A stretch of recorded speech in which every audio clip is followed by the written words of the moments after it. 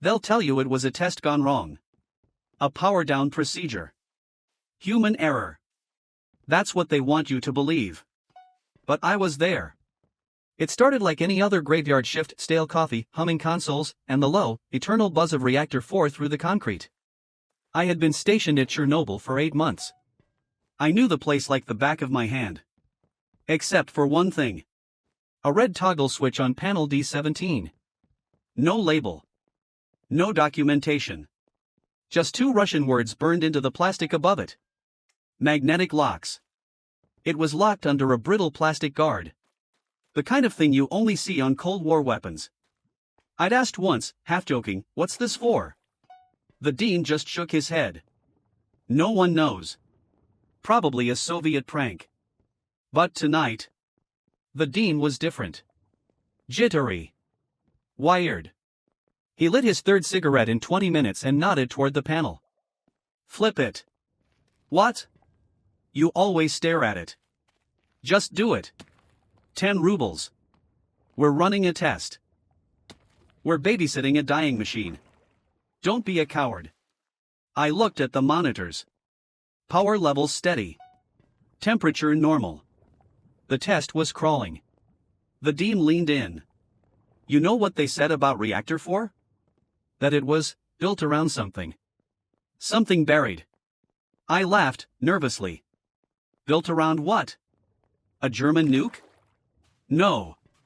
Something older. His eyes didn't match his tone. They were wide. Scared.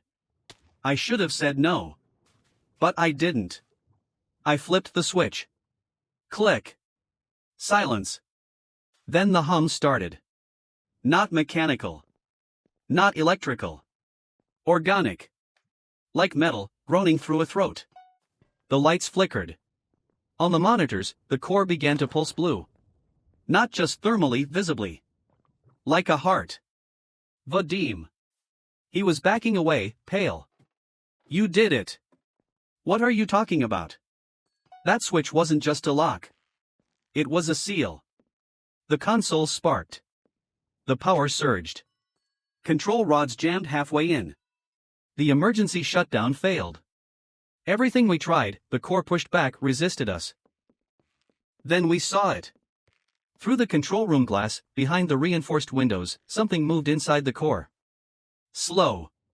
Massive. Wrong. Not a shape the human mind could hold on to. Sergei, the dean whispered, you opened it. You let it out. I don't understand, what is it? They said it's been there since '83. Maybe longer. Engineers went missing. Others went mad. So they sealed it inside the reactor. Powered it to sleep. And now? He looked at me, eyes shining. Now it's awake. The floor shook. The air turned electric. I couldn't breathe. Lights exploded. The ceiling cracked. They called it an explosion. But we know better. We didn't overload the reactor. We opened a door. And something stepped through. They scrubbed the logs. Buried the tapes. Silenced the witnesses. But I remember.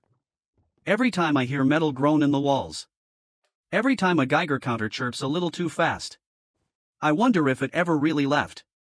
Or if it's just waiting.